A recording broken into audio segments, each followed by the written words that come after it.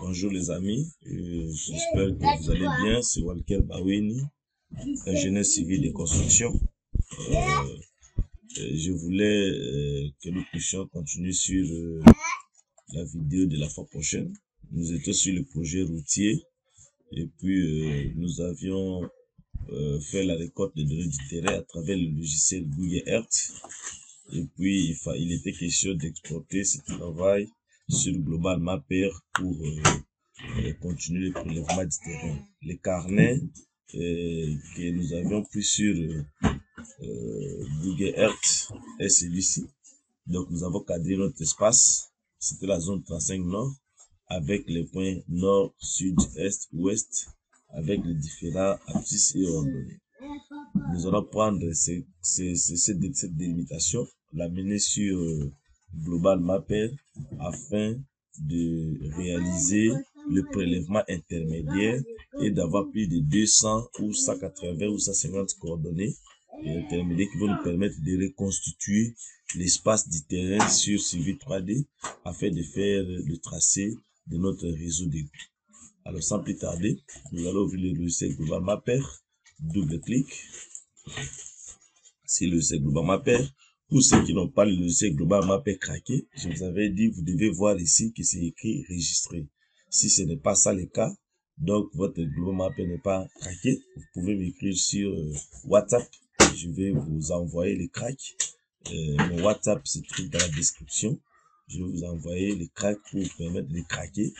Et je pourrais faire une petite vidéo comment craquer Global Mapper afin de vous aider à avoir les données du terrain. Sinon, dans les cas contraires, vous n'aurez pas les données du terrain. Alors ici, c'est un logiciel en anglais, mais ce qui m'intéresse, je clique ici sur Download Free Maps.jp from on source. Je clique et ça va dépendre de la connexion. Hier, la connexion était un peu bonne, mais j'espère qu'aujourd'hui, elle est un peu bonne. Voilà.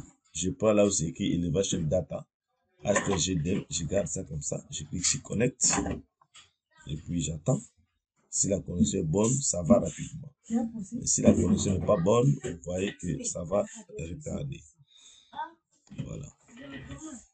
Donc, je rappelle que la démarche suivie ici, c'est de prélever les coordonnées du terrain à travers Google Earth, Global Mapper et amener ces coordonnées sur Civil 3D afin de retracer et reconstituer l'image du terrain pour nous permettre de faire la délimitation des bassins versants sur Civil 3D. Voilà, Global Mapper est là. La première des choses, je vais indiquer à Global Mapper la zone de travail. Je vais sur Tools, Configure, et puis là où c'est écrit, je clique sur Projection, et là où c'est Projection, je prends ici ITM. La projection ITM, c'est là. Et la zone de projection, quand je vais ouvrir mon carnet, la zone c'est 35 nord.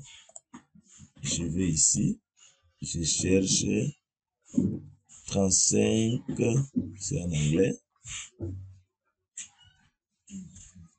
35,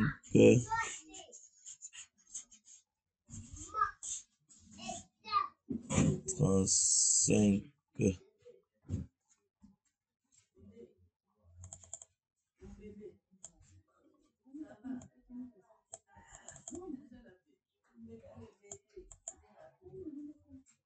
35.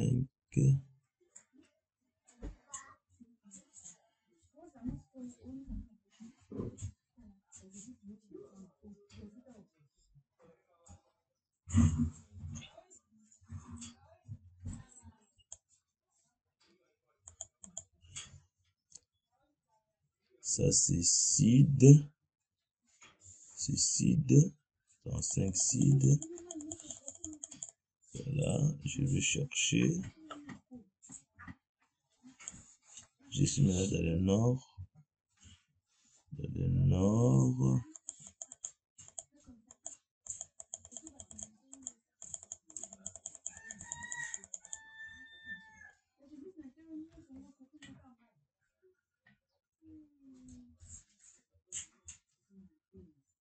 « 35, c'est ici. 35 nord, ferme hémisphère. Je prends. Et puis ici, je laisse WGS 84. Alors, ici, je laisse les mettre. Je clique sur appliquer. J'attends. Une fois encore, tout ceci dépend toujours de votre connexion. J'attends que ça puisse changer le système de coordonnées en ITM pour que je puisse replacer l'espace privé et quadrillé sur Google Earth afin d'avoir le prélèvement intermédiaire de tous les coordonnées. Et puis, après que j'ai travaillé sur Google Earth, je vais changer le format de ces fichiers au format utilisable sur Suivi 3D. Et puis, ces formats, je vais les changer par le logiciel Excel.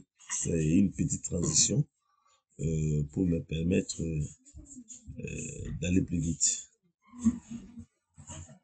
J'attends et une fois de plus, je vous avais dit que ça dépend toujours de la connexion que vous avez. Veuillez utiliser une très bonne connexion si vous avez affaire avec le logiciel SIG, parce que ce logiciel demande beaucoup de connexion pour la prise des données.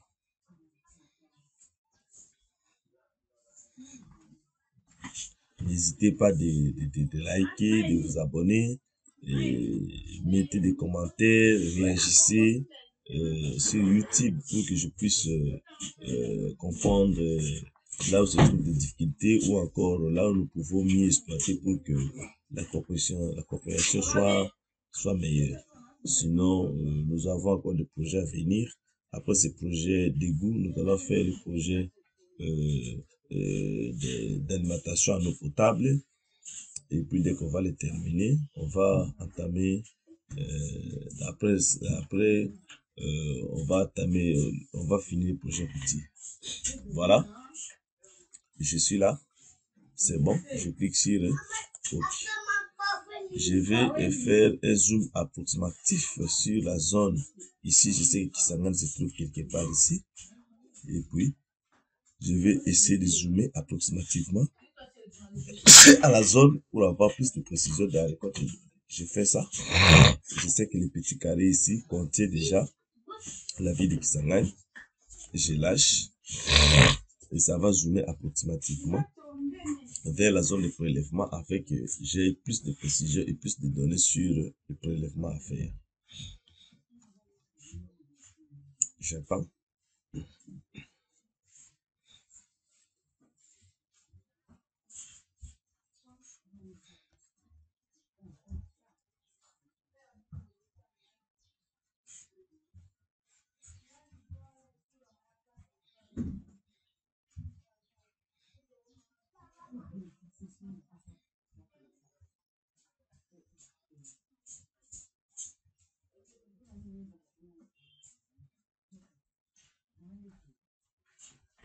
Ici, sur les questions de la connexion, comme je vous ai dit, vous devez avoir une très bonne connexion.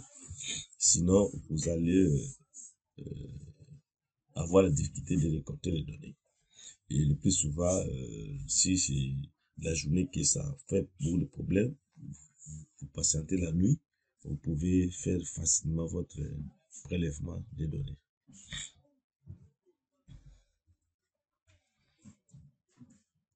Je vois ça commence à apparaître.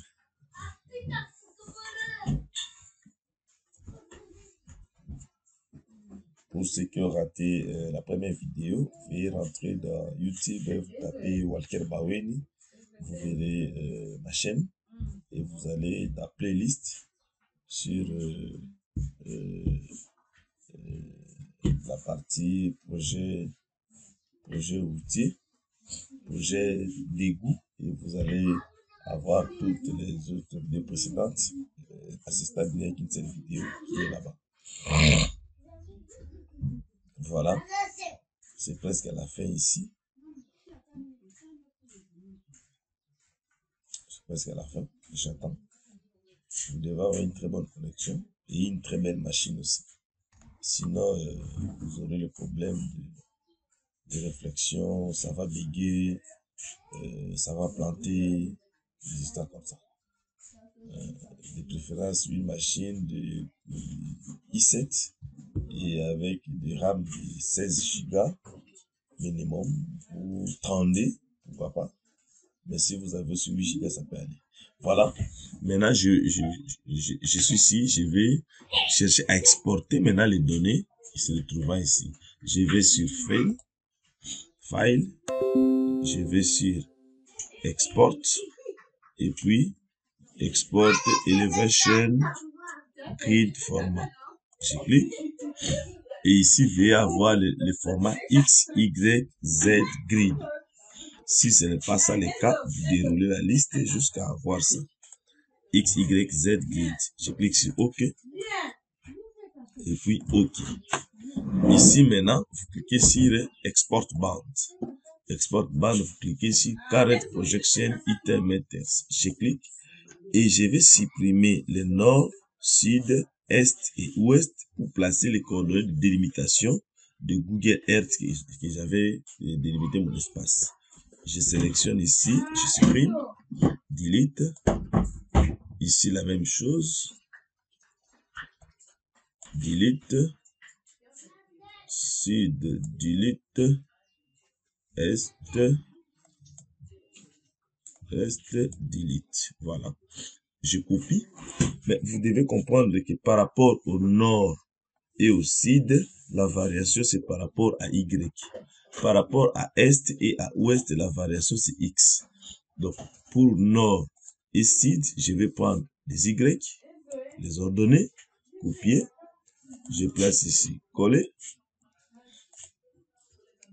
Sud, je prends sur l'ordonnée, copier, ici, coller. Est, je prends plutôt l'abscisse. Copier, est c'est ici. Coller. Et puis, ouest, je prends aussi l'abscisse. Copier. Et puis, je clique ici, coller. Alors, je place les coordonnées qui délimitent mon espace. Et puis, je clique sur OK. Et il me demande, vous allez exporter ces coordonnées où? Je cherche mon dossier. YouTube, je suis là, projet d'assainissement d'égout. Et puis là, je l'appelle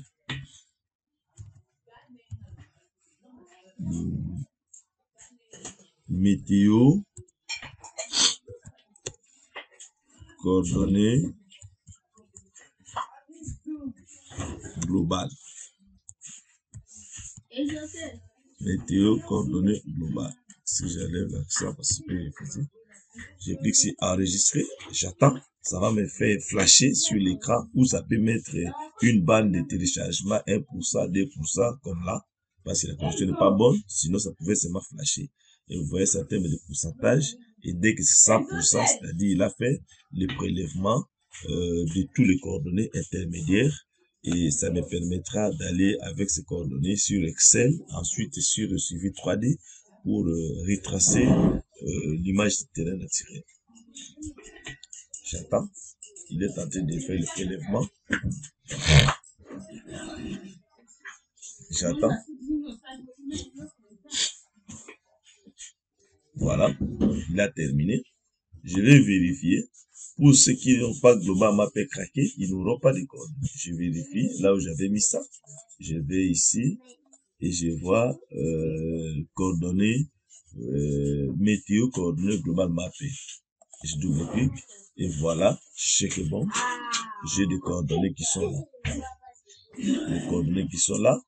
Et vous voyez, pour être plus sûr, j'ai ici des abscisses, j'ai des ordonnées et j'ai des altitudes.